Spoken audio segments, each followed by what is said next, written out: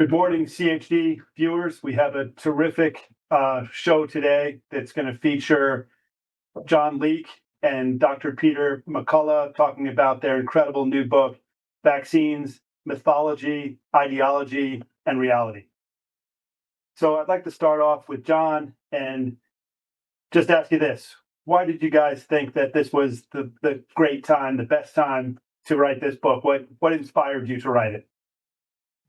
Well, Dr. McCullough and I have been talking since 2021 about the strange way in which the COVID-19 so-called vaccine, it's actually a genetic transfer product, a synthetic messenger RNA product, the sort of haste and also I would characterize it as chicanery, even outright fraud with which it was rolled out and imposed on all of mankind. And so over the last 4 years, we've just had conversations. If we were to go back in history and look at the entire vaccine enterprise from the beginning, is there a sort of red thread that goes from history all the way back to the early 18th century, all the way up to the present with our COVID-19 vaccine? And what we discovered is a remarkable uniformity of how mankind has conceived of vaccines from the beginning. And I think our primary surprising discovery is that it hasn't really been a strictly scientific enterprise. I would characterize vaccines and mankind's fascination and obsession with vaccines is more akin to a religion. And I studied philosophy, metaphysics, and religion. So it was something that I was fascinated by and found myself very drawn into the story, going back to where we start, the smallpox outbreak in Boston, Massachusetts in 1721. Dr. McCullough has all along the way brought to bear his medical scientific evaluation, and we've come to the same conclusion. I, as a historian, and Dr. McCullough, as a treating physician and medical scientist, we've kind of found out that we have the same view of the matter. So it was easy to write the book together. So, Peter, let's switch to you here. My question is, you're using the words mythology and ideology. John kind of touched on that, but you've said before that skepticism is the bedrock of science. Why is it that we're not allowed to question vaccine science? Unlike other areas of medicine, vaccinology, in a sense, is taken on a religious tone in medicine, and one can't challenge the religion of vaccinology. If we were to question cholesterol lowering medicine or blood pressure lowering, we could have a healthy debate. But as we research this, from the very beginning of medical history, there has not been a fair debate or discourse over vaccines, despite there being controversy from the very beginning. There was a very heavy hand, a theme of hubris, of arrogance, power, and money from the very beginning, Tony. And that's what we saw really come into full view in the COVID-19 pandemic. So, John, here's a question for you. If vaccines are so safe and so effective, why do the manufacturers need a liability shield? Well, as the manufacturers themselves plainly stated to Congress in 1986, well, I should say, we all know 1986 is a landmark moment with this legislation granting vaccine manufacturers blanket liability protection for all vaccines. But what I discovered in my research was the forbidden fruit of liability protection actually happened with the swine flu vaccine of 1976. which is an absolutely astonishing fiasco that, although 60 Minutes reported on it in a very critical way in a 1979 60 Minutes segment, we've forgotten that the 1976 swine flu was truly a fiasco. But as the vaccine manufacturers discovered, if you get liability protection, it doesn't really matter what the outcome of the mass vaccination program is. The United States government ends up footing the bill for, in the case of 76, it was about 500 cases of Guillain-Barré syndrome and about 35 deaths before the program was halted. Well, as far as the vaccine manufacturers were concerned, that was the problem of the U.S. government. And in fact, it was. They had received liability protection. So they tasted the fruits of that in 76. And they again asked for that in 86 and were granted full liability protection. And, there was a famous Supreme Court, a landmark Supreme Court case, Brusewitz versus Wyeth, and Justice Sotomayor wrote the dissenting opinion in this landmark case. And she said, granting the vaccine manufacturers liability protection has, in effect, completely eliminated any incentive to improve them, to critically evaluate and improve the technology to make it safer. So that was a long way of answering your question.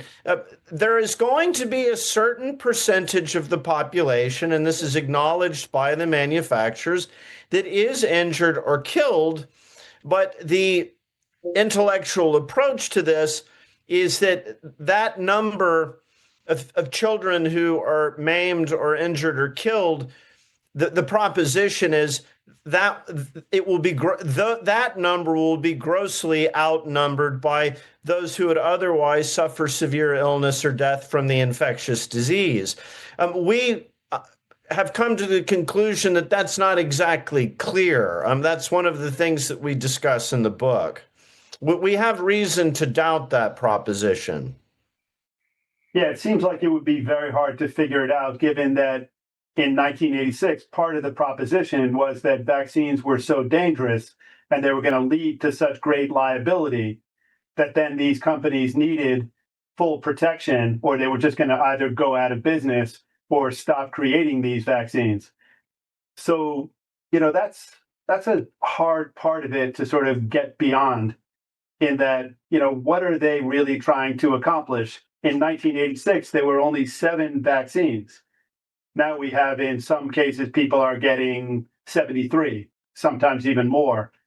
So, Dr. McCullough, do you think that there was any real rationale or any logic to the idea that every future vaccine should get total liability protection, even though these are just products like any other product and they're all different? There never was any rationale for it. And then we started to see practices change across the world. For example, in Sweden, when there was a safety problem with the cellular pertussis vaccine, for 17 years, Sweden had no pertussis vaccination whatsoever. And there wasn't a rebound of large numbers of cases of pertussis. The measles, mumps, rubella vaccine has been raised as a concern, that it's too much given all at once, and that triple combination causing side effects. And so Japan just doesn't allow it. They, separate the vaccines. So you see this differential in worldwide vaccination practice. And then the other thing we point out is that infectious diseases and the fatalities from them have consistently come down over time with modern sanitation and food and air and water quality, with testing, antibiotics. And so the threat of, measles mortality 100 years ago is not the same threat today. And neither is it for diphtheria, pertussis, tetanus, or any of the infections. And in fact, in my clinical practice, I've never tested somebody for diphtheria or pertussis because we treat, a bronchitis with azithromycin. So what we've uncovered is that the vaccine religion or ideology says that vaccines are good. That means more is even better. And that there is a complete willful blindness to the safety of giving vaccines in combination. There's also a blindness to medical necessity or clinical indication. And I think where we're heading, Tony, is we're heading to a breaking point now. There is actually a burden of vaccination that children and the population face at hand. And people now across the entire world are starting to raise questions. So our book couldn't be better timed on how humanity got into this predicament. I agree. I mean, I think that there really, hasn't ever been a time like this where people are starting to open up. People are willing to think about these things. And the idea that you can give liability protection against a product that hasn't been created yet. So you haven't looked at any studies. You don't know what's in it. It doesn't matter. Just the fact that you call it a vaccine means that it's safe and effective, even though the actual definition of a vaccine, and correct me if I'm wrong, John, but I believe that it's changed 5 times since 1986. So that we don't even really know what a vaccine is, but we do know that it's always safe and effective, regardless of what it is, regardless of what the studies show. And that seems to me to be potentially really just absurd. But there should be a question. So the question is, do you think that it's fair to say that vaccines work?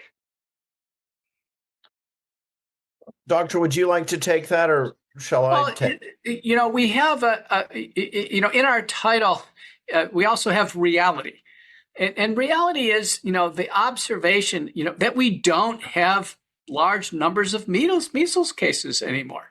We simply don't. We don't have large numbers of chickenpox cases anymore. And, some of these illnesses we can remember as children. I got mumps as a child and chickenpox, and almost all the children my age got those illnesses. My parents got measles, and everyone in their age group got measles. So we have seen large-scale reductions in these illnesses, and I think vaccines have played a role in that. However, for every vaccine, there seems to be a price to pay, and that price to pay, in many ways, has been concealed from the public. It has not been acknowledged by the medical orthodoxy. It's almost as if this vaccine ideology wants to essentially say that it's the greater good of humanity that matters, and that if there are collateral damage, if there are casualties along the way, or even long-term side effects, that humanity just has to take it. So let me give you an example. Chickenpox has largely gone away. That's terrific. But now multiple studies show that those who've taken the chickenpox vaccine have a higher risk of shingles later on. So guess what? Now we have a shingles vaccine. Now we have a vaccine for a problem emerging, increased numbers from chickenpox vaccination. We no longer have large numbers of cases of measles, but and our book does spend a lot of time on this. We see a disturbing trend in increases in childhood neuropsychiatric diseases like autism spectrum disorder. And so there seems to be, and this has been my experience, Tony, in medicine as a doctor, there's no free lunch. For everything we do in medicine, there's always a counterbalancing force. There are risks and benefits, and what we make the case for is we need transparency. We need fair, balanced discussion. We can't have religious zealotry fuel this entire vaccine industry, at costs to the population. Yeah, I would second that. I mean, the greatest irony is during the COVID-19 pandemic, we heard Anthony Fauci and others in our U.S. health agencies repeating the mantra, and it had a very mantra-like quality: we follow the science. But I think what's been remarkable to us as we've delved into this story is it hasn't really been a scientific enterprise. In fact, there's been a veil drawn over the enterprise where you can't subject the enterprise to scientific scrutiny. I mean, if you start the very act of raising questions, I mean, we saw this with the experience of Robert F. Kennedy Jr. going back to 2005. You can't even question this. And if you do, you're outcast and smeared and thrown out of polite society. If you're a medical professional, you're thrown out of the College of Physicians. Well, this is eerily similar to during the great religious wars of Europe in the 16th and 17th centuries of being branded a heretic. You know, if you question religious orthodoxy like Martin Luther in Germany, well, you're excommunicated. And so we see this tendency to censure and excommunicate anybody who questions this. And we believe we're actually taking a scientific approach to this in our evaluation. The other thing I would like to note is that we're not anti-vaxxers. We see that there is utility in the concept. It's a very interesting concept. It just needs to be subjected to greater analysis and discussion.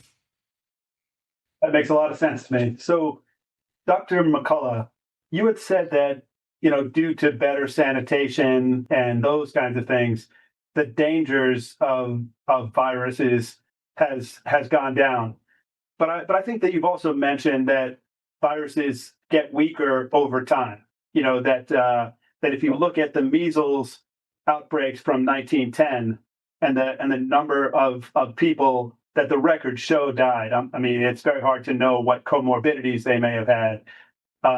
But 50 years later, by 1960, that number, the 2,000 who died in 2010, then goes down to 400 by 1960 to 62.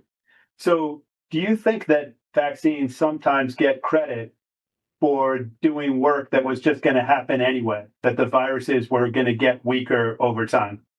Well, the vaccines get credit for reducing mortality despite having valid large-scale randomized trials demonstrating mortality reduction, or even valid observational data. These are just time trend data. And don't forget, for measles, we've gone all the way from no hospital care to full ICU care, nebulization machines, nebulized steroids, bronchodilators, secondary antibiotics, vitamin A protocols.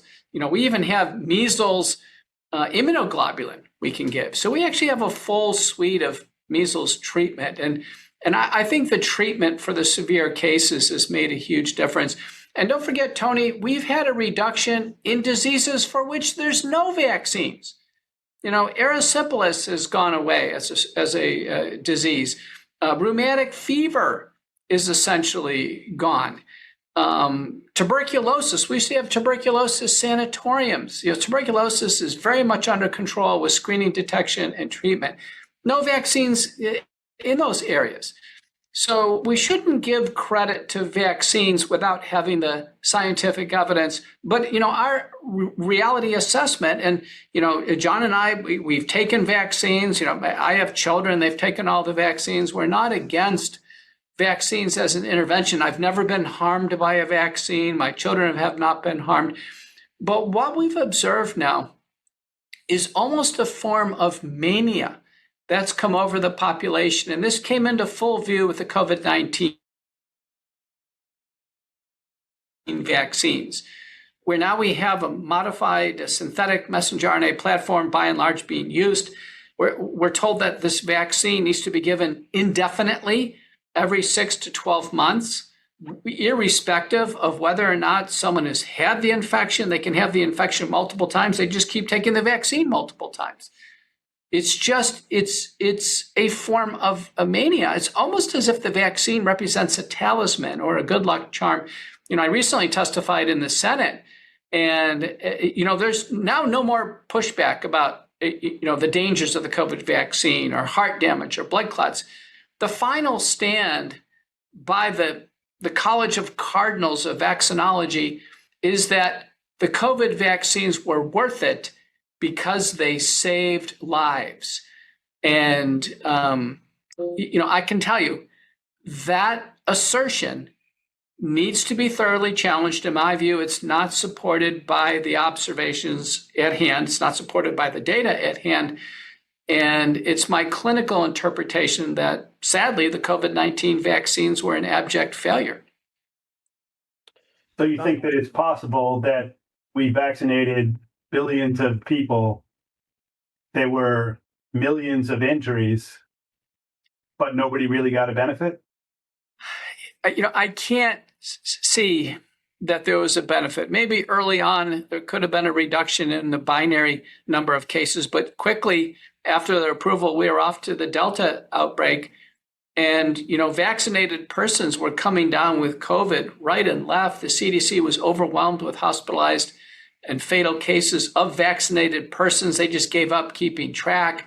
Our CDC director comes out in August of 2021 and says the vaccines don't stop transmission. I mean, we had a wholesale admission the vaccines weren't working. So now I think, 5 years into this failed vaccine campaign, the vaccinologists are trying to pick up the pieces.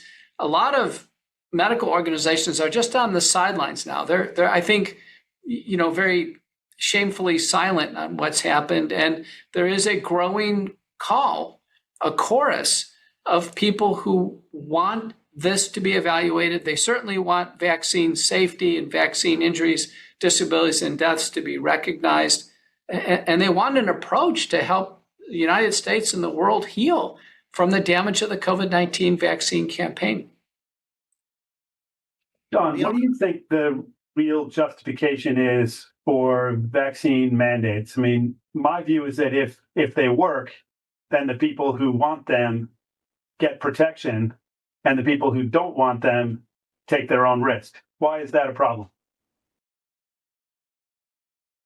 Well, the rationale for mandates is that no vaccine works perfectly. It's not a perfect immunization in terms of absolutely sterilizing and preventing, every single transmission. So the rationale that we're told is that vaccines can, and I think it's a theoretical proposition, but they can actually result in herd immunity, not only protection of the individual. So that's the rationale.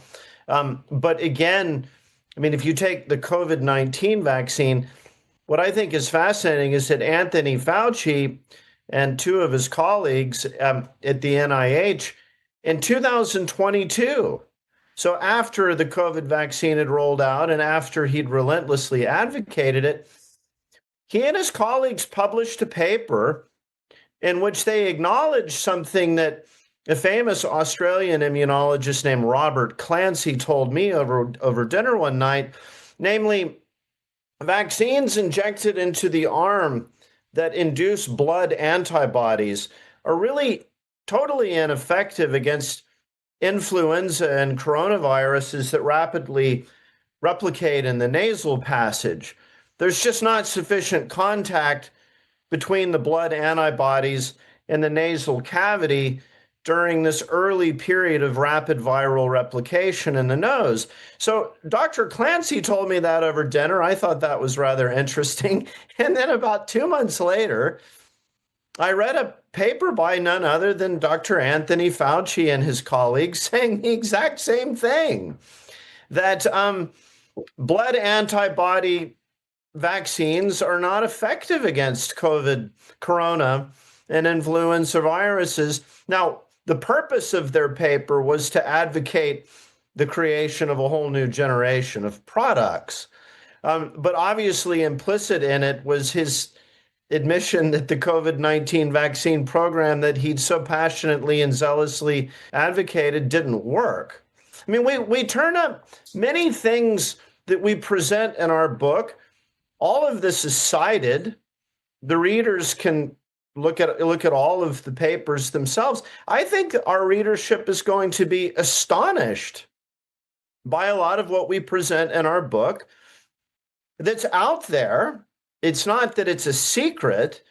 It's just that our public institutions and our mainstream media don't talk about it.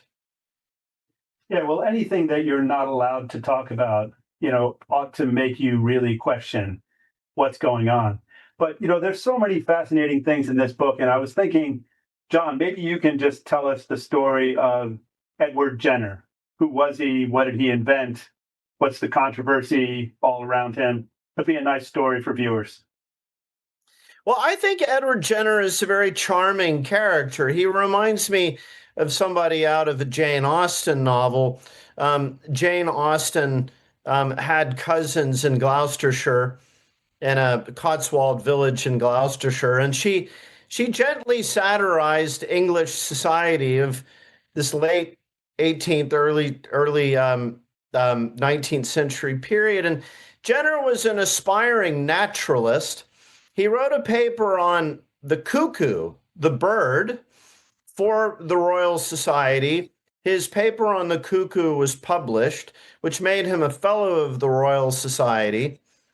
He had heard stories in Gloucestershire of dairymaids who, the story was, and it was something of a wives' tale, but it was a charming wives' tale, that dairymaids who had contracted this blister-like illness on their hands that seemed to be transferred from the udders of dairy cattle, they called it cowpox, that dairy maidens who'd had cowpox on their hands, these blisters on their hands, the perception was when smallpox came to town, as it did every now and then, the dairy maids didn't get it.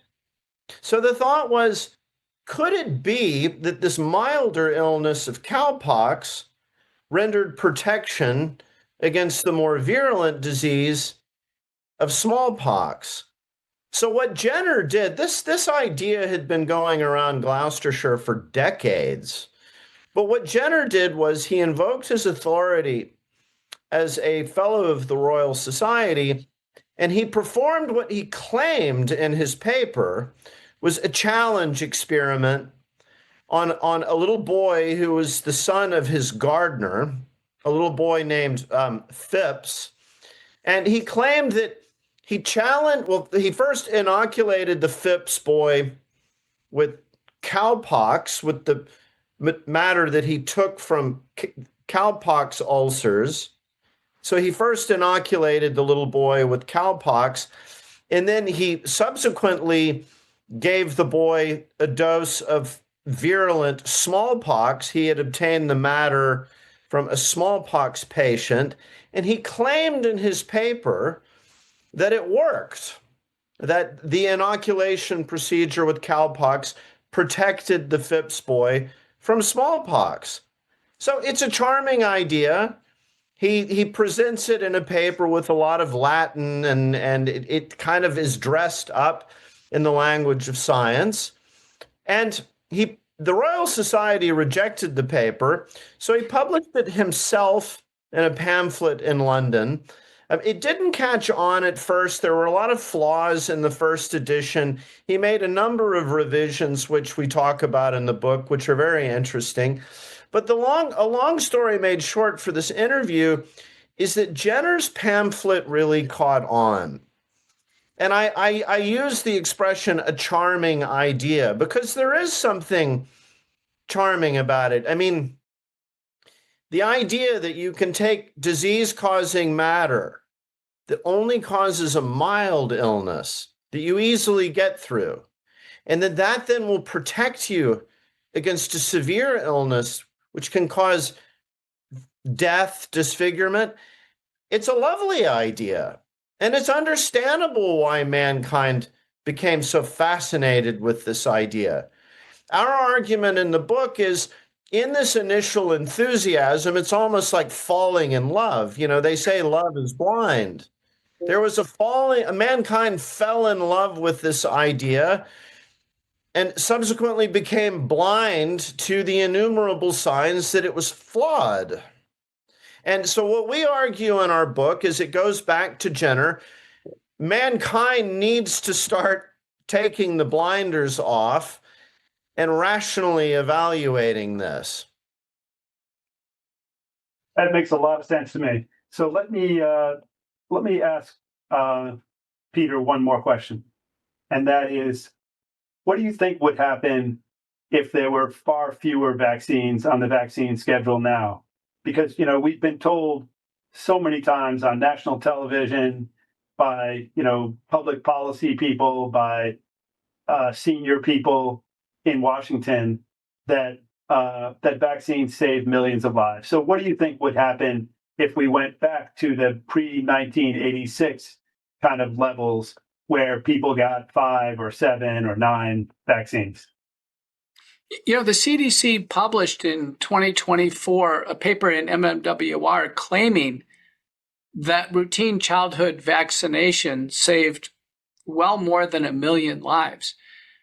And if you go back and just count the number of deaths due to infectious diseases before a single vaccine was used, just with modern care, if you go back and count the number of polio deaths, for example, and do the math, it's mathematically impossible that vaccines save that many lives, even if they were perfect. So these are exaggerated claims based on data sometimes centuries ago, ignoring all the modern advancements in care. I can tell you in terms of safety. Now, safety always trumps efficacy. And at the FDA, we always present data in terms of safety before efficacy. In terms of safety, here's some general principles. Early vaccines, and we review this in our book, have had side effects and complications, for sure. Almost all of them did. And then over time, the vaccines have become safer, and we acknowledge that. I think the polio vaccine is a good example, the injectable IPV polio vaccine. The second principle is vaccines given separately appear to be much safer than giving them in bundled combinations. That's the reason why the Japanese don't allow, for instance, giving the measles, mumps, rubella shot together. The third principle is vaccines are much safer if they're given later in life beyond the window of immunologic and neurologic development. When the baby is small and the immune system is developing and the neurologic system, there's a real opportunity to have vaccinations cause side effects. And one of the most frightening side effects for parents is a febrile seizure. That is getting a big battery of vaccines all at once. In the United States, that could mean around the age 12 to 15 months, that could mean receiving 16 different vaccines all at once. A complication could be a febrile seizure, actually going home, high fever, and having a seizure. The CDC tells us about 3 to 4% of babies per year have a seizure. A leading cause of that is vaccination. And a critical paper by Nilsson and colleagues from Sweden, examine this. And if a child has a febrile seizure of any cause, the chances of developing a neuropsychiatric disorder, having brain damage from the seizure essentially, and that includes tics and epilepsy and attention deficit disorder and autism spectrum disorder, the chances of that composite occurring, Tony, is 40% if a febrile seizure occurs. We also know that febrile seizures in the hospital are related to apnea. That's been shown in a randomized trial recently. And if apnea occurs at home and the parents aren't there to witness it, it can result in sudden infant death syndrome. So all of these pieces are falling into place that we may have come to a breaking point on the total burden of vaccines that children are expected to endure, including one started at the very beginning of life.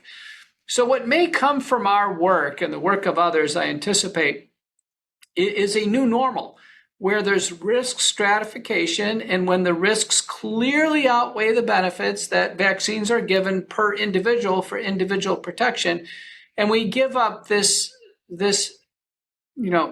vaccine ideology, this aspiration of eliminating infectious diseases from the globe or protecting every single human. It is very unlikely in the future that we're going to have one size fits all, and that we'll have a much more rational approach. I mean, I'll give you an example. A child born with a respiratory condition like cystic fibrosis, they may need the full battery of respiratory vaccines to give them the type of protection that's warranted based on their risk. Whereas a child without a spleen, congenital asplenia, or if their spleen is removed due to treatment of a leukemia or lymphoma, they may require certain vaccines like meningococcal, Haemophilus, and pneumococcal vaccines. I mean, I strongly recommend those in my practice. But for a healthy child born today, and we spend time on this in our book, a healthy child born today, in today's modern era of medicine, multiple studies show that child is healthiest if they take no vaccines whatsoever. Tony, if I could just add something that I would draw our audience their attention to this. It's something that we explicate very in great detail in our book. These extravagant claims that have been made for the last 30, 40 years about drastic reductions of mortality. So not morbidity. We're not talking about just the number of measles cases being reduced, but actual mortality from measles or mumps or rubella or diphtheria or whatever, any of the illnesses on the vaccine schedule. One of the things we do is we just go back and look at the U.S.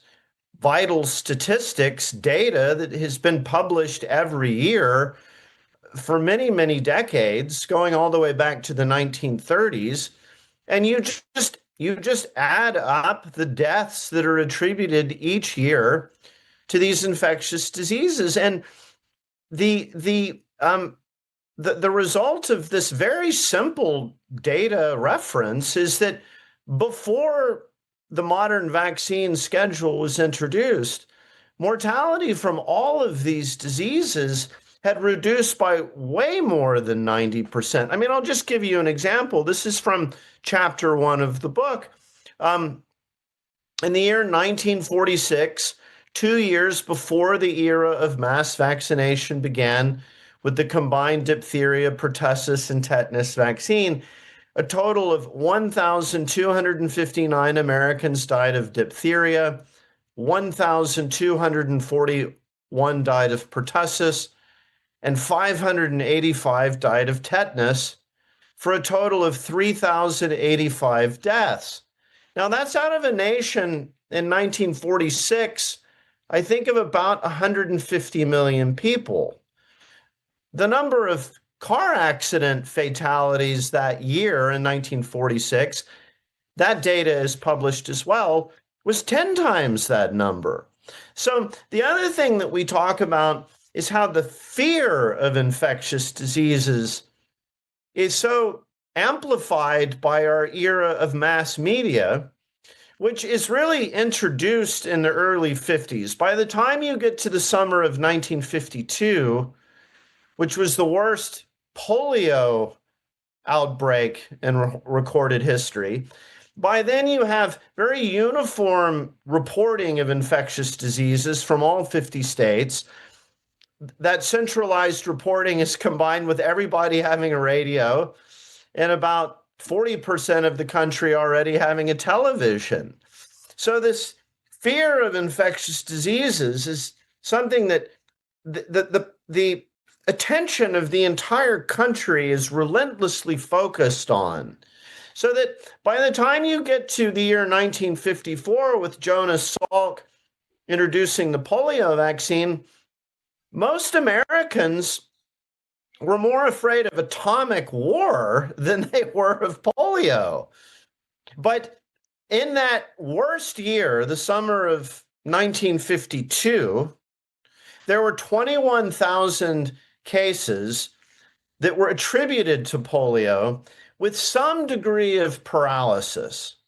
So 21,000 cases, out of a population of 160 million people. Again, 10 times more people died in car accidents that year.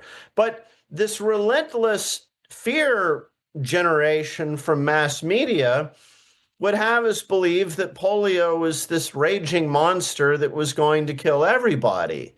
And so that putting this whole experience of infectious disease and immunization into perspective, I think our readers are going to be greatly surprised by a lot of the just published data. Yeah, I mean, it's such an important book for people to read. Clearly, blind faith in any kind of a medical intervention is just really dangerous. And this book is an incredible antidote to that, to blind faith. You know, that if you read this book, you're engaging in a discussion with Dr. McCullough and John Leake, who have really researched this well, who have thought about it well. And, you know, you should, even if you're sure that you know what you believe, you should read this book, understand the history, and really begin to think it through from the start. You know, that there's never a point in your thinking where you should just quit, where you should be willing to say, I know the truth, or, you know, this is just settled science. There is no settled science. And this book answers many of the questions you will have, but it also raises all kinds of new questions that you haven't thought of. Thanks so much, both of you, for coming on the show. And I hope that everybody watching this decides to go out and read the book. It's going to be well worth your time. Thank you, Tony.